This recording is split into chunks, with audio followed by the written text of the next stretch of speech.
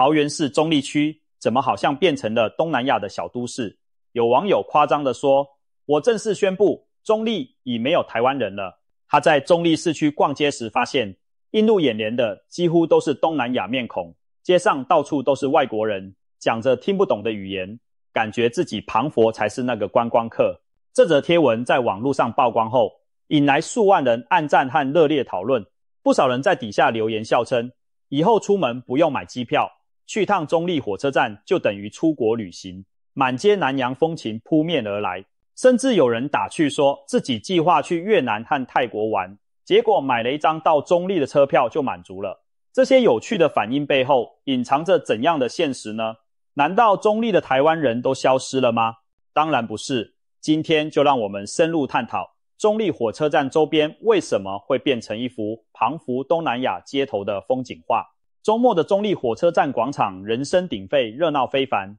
你提着行李走出月台，映入眼帘的画面可能会让你怀疑自己穿越到了异国他乡。车站走道旁的阶梯上坐满了聚在一起谈笑的年轻人和女孩，他们肤色偏深，五官轮廓较深邃，彼此交谈使用的不是中文，而是越南语、印尼语、泰语或菲律宾的他加入语。站前广场上更是人潮如织，有的人蹲在地上休息，有的人倚着墙抽烟聊天，他们脸上洋溢着放松的笑容，语调轻快，庞佛今天是个盛大的集会。放眼望去，四周都是南洋面孔，让第一次来到这里的台湾人不禁瞠目结舌。这里真的是台湾的中坜吗？怎么感觉自己反而成了外国人？再抬头看看街道周围的商店招牌，更让人错愕又新奇。街边林立的小店，门口高高挂着各种语言的招牌，有用泰文写的餐馆名称，隔壁是越南文的河粉店，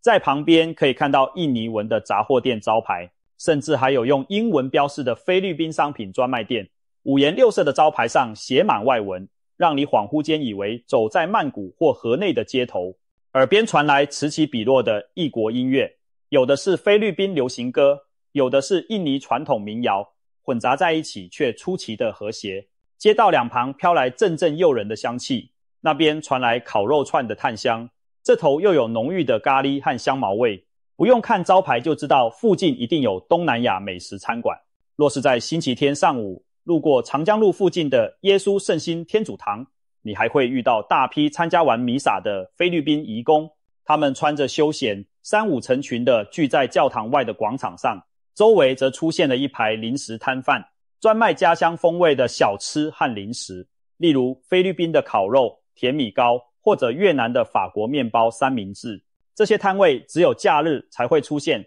专程服务做礼拜后顺道来尝鲜的外籍朋友们。可以想象，周末的中坜火车站附近简直就像办嘉年华会一样，充满了南洋各国的语言、美食和人情味。难怪许多在地居民笑称，出门就像出国。对生活在中坜的人来说，早已习惯了这样的景象。20-30年前，中坜车站前可不是这副模样。那时只要有外地观光客来，还会惊讶这里怎么有这么多阿兵哥。原来在过去，中坜火车站前是邻近军人放假聚集的热点。20-30年前，附近的湖口、平镇等军营弟兄一到周末就跑到中坜来搭车、逛街，街上充斥着年轻的国军官兵身影。然而，随着台湾精简军队人数大减，曾经繁华的站前商圈一度门可罗雀。出人意料的是，外籍移工的出现为这里注入了新的生机。他们就像接棒上场的主角，取代了当年的阿兵哥，重新拥抱了这座城市的街头。如今每到周末假日，中坜车站前后热闹非凡，不是军绿色的士兵，而是一群穿着便服来自东南亚各国的移工朋友，将街区点缀得五彩缤纷，热闹有趣。中坜人早就见怪不怪，甚至引以为豪地说，这里是全台湾感受南洋风情最浓厚的地方之一。看到这里，你可能会问，中坜怎么会有这么多东南亚移工？他们又为什么爱往车站跑？这背后其实反映了台湾劳动力市场和政策的转变，以及桃园地区特殊的产业聚落。让我们把时间拉回到1990年代，当时台湾经济起飞，制造业蓬勃发展，但许多所谓肮脏、危险、辛苦的3K 行业即 dirty, dangerous, difficult 的缩写，面临严重缺工问题。工厂流水线、建筑工地、传统产业的基层工作因又苦又累，薪资不高，越来越少本地年轻人愿意从事。然而，产业发展不能没有这些基石劳动力，于是政府开始寻找解方。在1992年，政府正式开放引进外籍劳工，也就是所谓外劳或移工。最早期引进的是建筑业和制造业工人，紧接着家庭看护和帮佣的人力需求也开放了。于是，大批来自东南亚各国的年轻劳动力，带着梦想与期许，远渡重洋来到台湾工作。为什么偏偏是东南亚国家？这是因为台湾与东南亚的地理距离相对较近，语言文化交流也较容易，加上那些国家的薪资水平相对低，年轻人大多愿意出国打工赚取较高收入。最初期，在台湾出现的外籍劳工以泰国籍居多。上世纪90年代中期，来自泰国的壮劳力大量进入台湾的工地和工厂，特别是在桃园地区，泰籍移工的人数一度居各国之冠。桃园位居北台湾，要素齐全，正是全台工业重镇之一。桃园市不仅拥有全国最多的工业区，多达30多个爆边工业区，更囊括了从传产到高科技的各类产业聚落。据统计，全台500大制造业中有1/3在桃园设厂，长期以来桃园的工业产值高居全台首位。这些工厂对基层操作工人的需求极其庞大，因此桃园成了外籍劳工最集中的地方。截至目前为止，全台外籍移工总数已超过60万人，其中约有1/6在桃园工作。换句话说，全台每6个外劳就有1个在桃园，而桃园的移工中，约80%在工业和制造业领域就业，只有约20%从事社服照护等工作。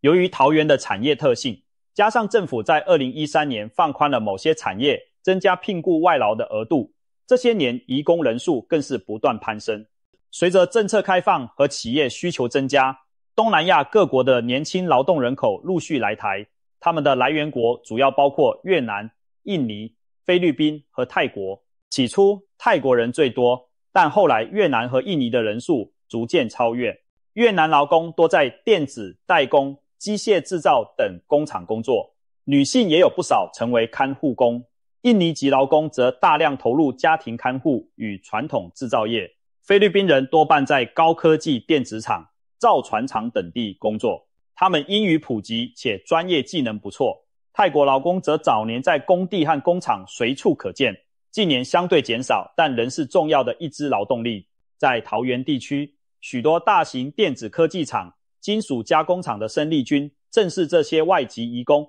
例如，中坜附近有知名封装测试公司的内坜日月光厂，每当假日一到，下了夜班的大批移工年轻人蜂拥走出工厂大门，他们脸上写满倦意，但藏不住放松的笑容，一出门口就迫不及待地招呼计程车。目的地正是热闹的中坜火车站商圈。对这些异乡游子来说，在工厂劳作了1周之后，周末跑到车站市集与老乡相聚，购物、吃美食就是最大的享受。因此，中坜火车站周边逐渐演变为移工朋友们生活休闲不可错过的据点。有需求就有供给，随着大批移工涌入桃园，中坜车站附近开始出现专门针对他们需求而开的店家。在90年代中后期，泰国移工的人数节节高升，那时外国人在台湾还属新鲜事，中坜街头的泰国劳工最引人注目。他们在假日时成群结队出现在车站附近，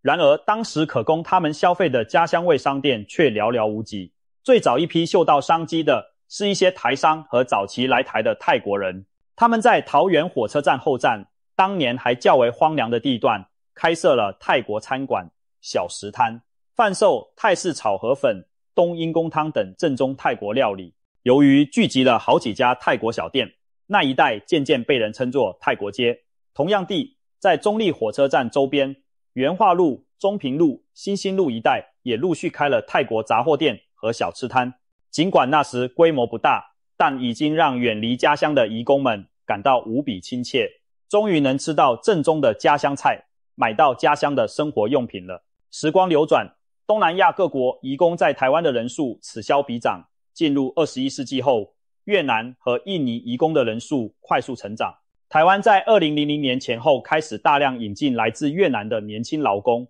他们多半投入工厂产线，越南姑娘也成为照顾台湾长辈的重要力量。同时，印尼籍移工除了在家庭看护领域稳定增加外，也有不少进入电子、制鞋等产业。菲律宾劳工也稳定来台，以英文优势在科技制造业占有一席之地。随着移工族群多元化，中立的商圈样貌也跟着改变。最早占优势的泰国店家发现顾客族群变得更多样，越南人爱吃家乡的河粉、法国面包，印尼人想找的是符合清真规定的印尼菜和泡面零食，菲律宾朋友则喜欢带有甜味的烤肉酱和家乡香肠。一时间，原本主要卖泰国商品的店家也开始兼卖其他国家的产品。有些纯泰式餐馆陆续收起招牌，取而代之的是越南小吃店或印尼饭馆。在桃园市区的泰国街上，泰式店家数量后来甚至被越南、印尼商店超越。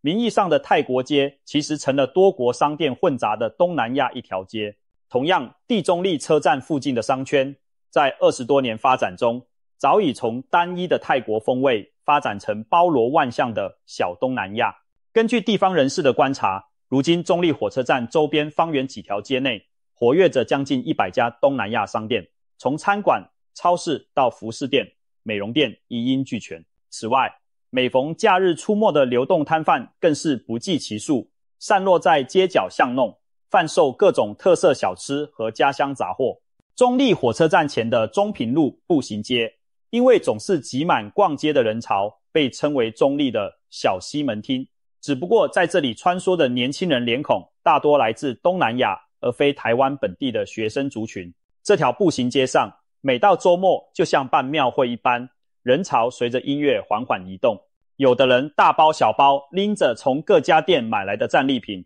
有的人则干脆站在路边，和许久不见的老朋友高声寒暄。中立人形容假日的中平商圈就像过节一样热闹，连平日冷清的小巷都挤满人。更神奇的是，桃园市政府甚至为了服务广大移工，在火车站里设置了双语指示牌，不仅有中文，还用越南文和印尼文标示出口和月台方向，让语言不通的外籍朋友也能看懂路线。可见这里的东南亚族群规模之大，已经影响到公共服务的设计。中立小东南亚商圈的形成，其实也是移工与店家互相作用的结果。一方面，有消费需求的外籍劳工越聚越多，另一方面，精明的商人和创业移民们也看准商机，纷纷进驻。例如，在中立经营多年的一家印尼综合商店，店名就叫做 Ratna Sari 音译拉特纳沙利。这家店的老板是台湾人，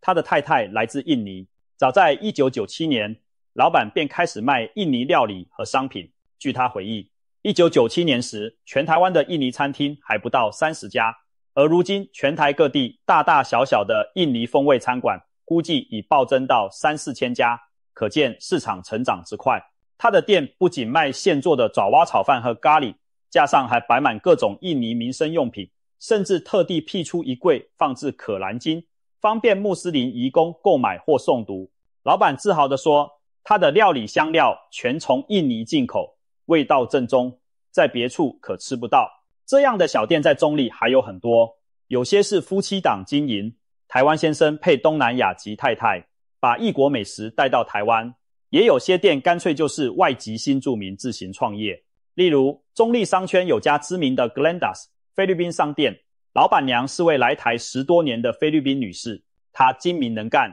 原先在台湾的东南亚超市上班，后来发现中立租金相对低廉，人潮又多，便决定自行创业。她把店面设计成一条龙，服务模式，2楼提供汇款和物流服务，3楼开设菲律宾风味的自助餐厅。这样一来，移工朋友们上门光顾，可以先在楼上享用一顿道地的菲式料理，饭后下楼顺便办理汇款，还能把买好的东西透过物流公司直接寄回家乡。方便快捷的一站式服务，加上亲切的母语沟通，让这类店家深受外籍朋友们欢迎。透过上述例子，我们可以看到中立小东南亚商圈逐渐壮大的脉络。从最初零星几家泰国小吃摊开始，经历各国移工轮替的浪潮，如今已汇集成一片多元缤纷的异国街区。漫步其中，你会发现这里早已不是单一国籍移民的小圈子，而是越南街、泰国街、菲律宾街和印尼街的融合体。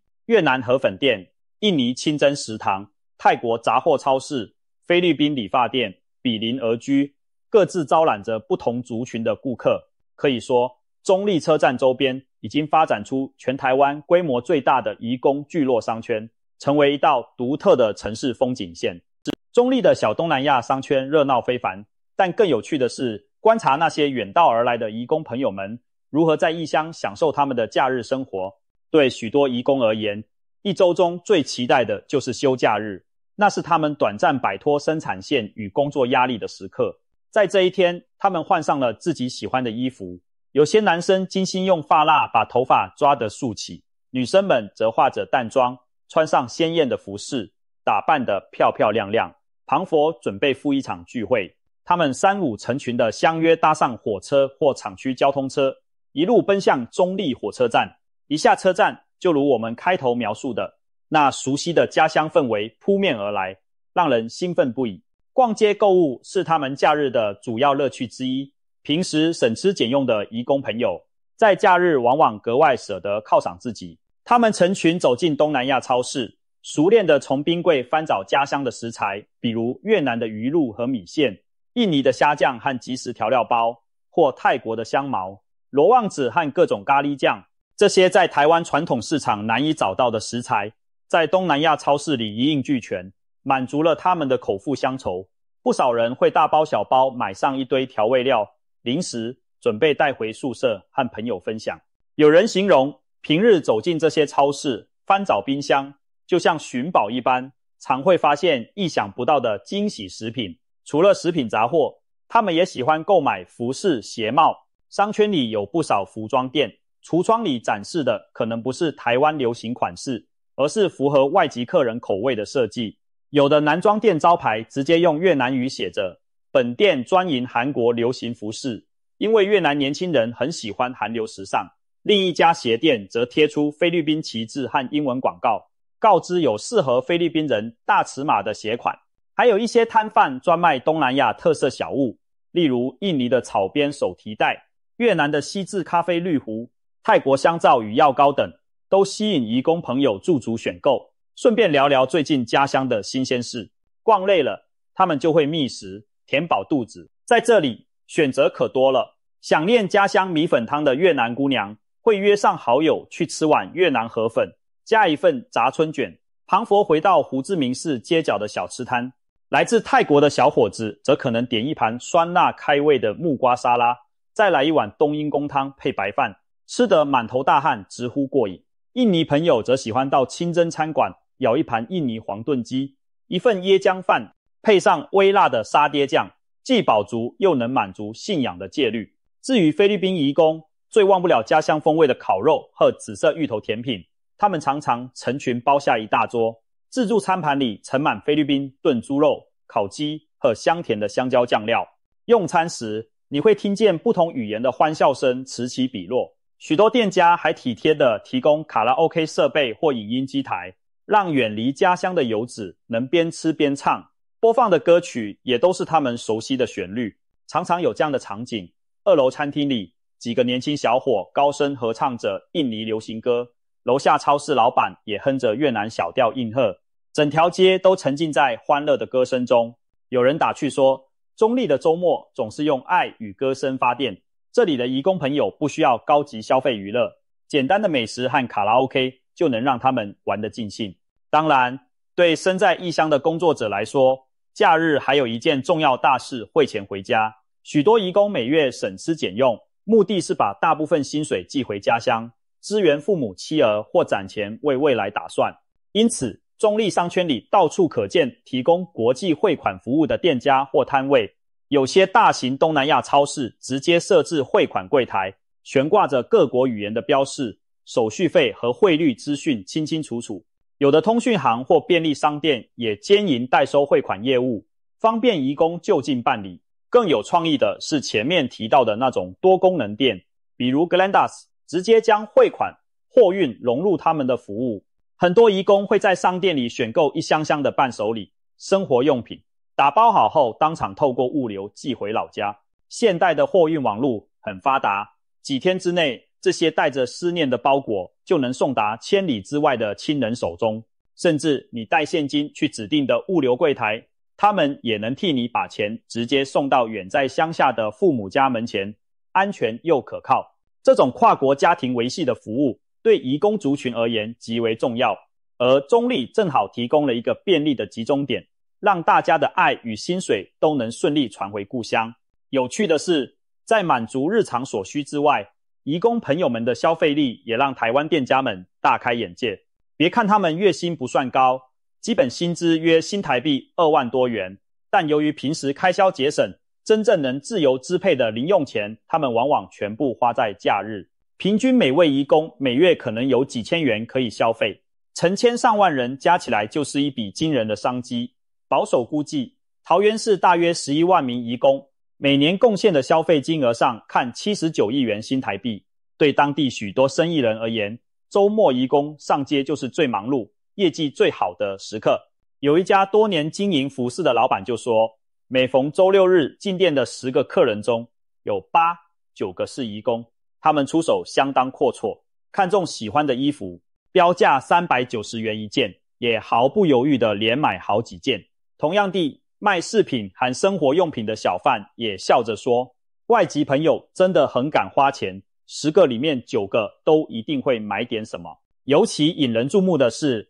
他们对黄金珠宝情有独钟。在中立商圈，有不少金饰银楼，假日常常挤满前来买金项链、戒指的移工朋友。有人观察到，东南亚移工特别喜欢买纯金饰品，因为金子不仅漂亮，还可作为储蓄投资，一举两得。有网友在中立目睹这一幕，直呼那里全部都是东南亚人，全部都在买金饰超狂。对此，当地人也不意外，在很多东南亚文化中，买黄金是存钱的习惯之一，而台湾的金价相对透明公道，成色纯度有保障，自然吸引他们趁薪水到手时入手几件。可以说，移工族群已成为中立商圈不可或缺的主要消费客源。许多店家甚至坦言，没有这些外籍朋友捧场，我们可能早就撑不下去了。为了招揽这群重要的客人，中立的商家们也是使出浑身解数，热情备至。许多店员特地学会用简单的越南语或印尼语打招呼，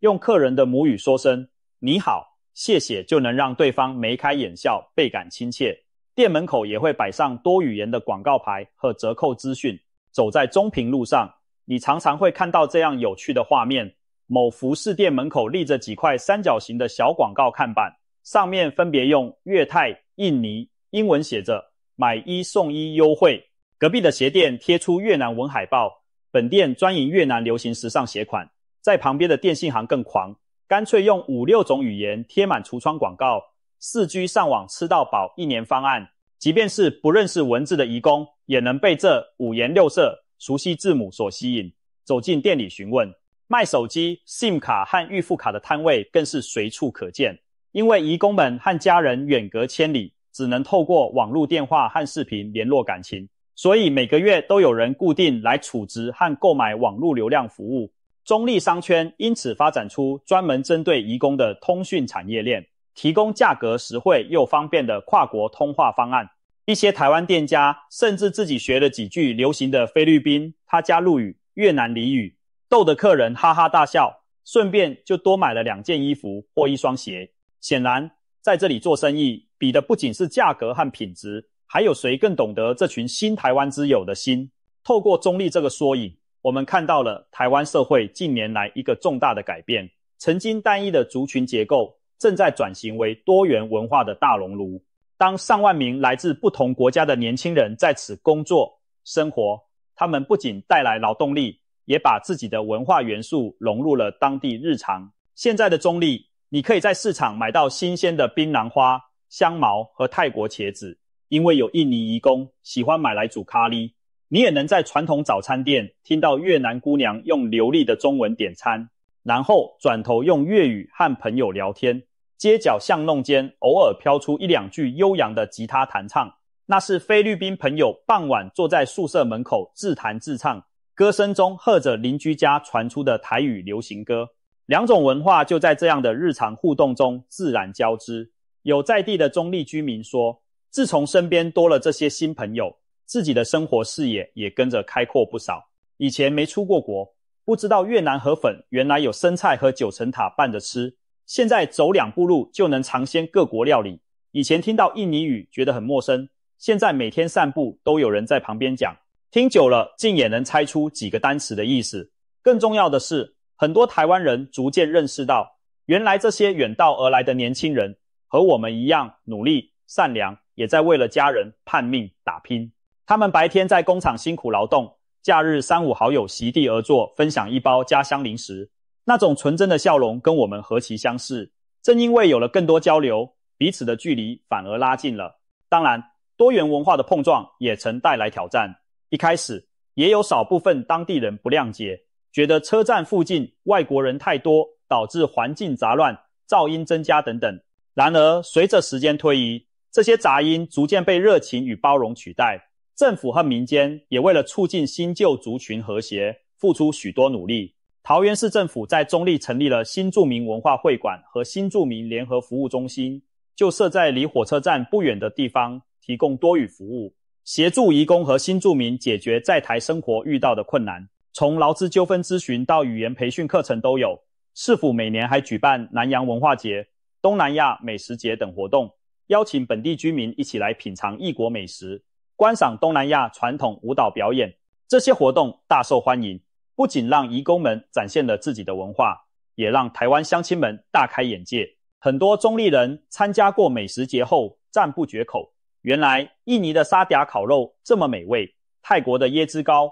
这么特别，错过可惜呢。有了官方和民间的桥梁，新旧住民之间渐渐产生了更多理解与尊重。如今在中壢，您常可以看到当地里长和警察用简单的英语或粤语跟移工朋友们嘘寒问暖。移工们也开始参与社区活动，主动维持聚会后的环境清洁，赢得邻里的赞许。民族大熔炉不再只是口号，而是实实在在发生在我们身边的景象。展望未来，这些远道而来的移工中，还有不少人可能会留下来，成为台湾的新住民。有些年轻人经年累月在这里工作，与台湾同事或邻居培养了深厚的感情，甚至组成跨国婚姻家庭。他们的子女就在桃园这片土地上出生长大，成为新一代的台湾之子。这些新二代孩子从小听着2种语言，过年既吃粽子，也吃巴厘岛黄饭，多元的背景反而造就他们更宽广的视野。未来的某一天，也许我们会看到越南或印尼裔的2代年轻人在政坛、商界大放异彩，甚至有可能竞逐高位，成为台湾社会举足轻重的一员。可以肯定的是，中壢的转变并非特例，而是整个台湾社会变迁的一面镜子。随着全球化和少子化趋势，台湾对外籍劳动力和新移民的需求只会增加，势必有更多小东南亚在各地萌芽。像台北车站附近已形成小菲律宾聚落，新北中和有缅甸街，台中车站旁则有东协广场，汇集各国移民。这些都是同样的潮流，只是中壢目前在规模和氛围上尤为突出。最后，让我们回到那个趣味十足的网络话题。中壢已经没有台湾人了。经过我们深度了解后，你大概明白了这句话只是戏谑的夸张，并非真有其事。中壢当然还有数十万土生土长的居民，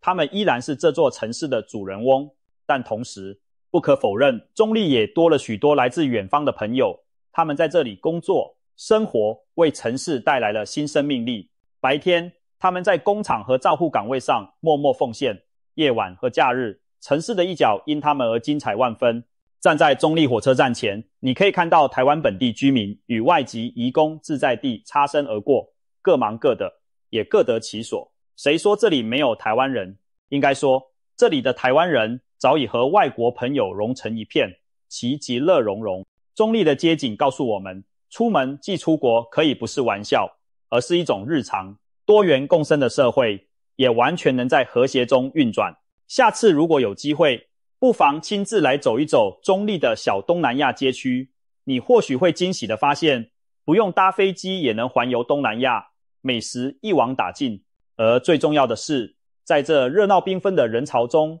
你能真切感受到族群与文化交流的美妙。这正是现代台湾的一部分，开放、包容，充满活力。中立的故事告诉我们，当不同背景的人们走到一起，彼此成就，共同成长，一座城市便能迸发出意想不到的精彩。这幅街上满是越南人、菲律宾人、印尼人、泰国人的画面，不仅仅是中立的日常风景，也是台湾社会多元新篇章的缩影。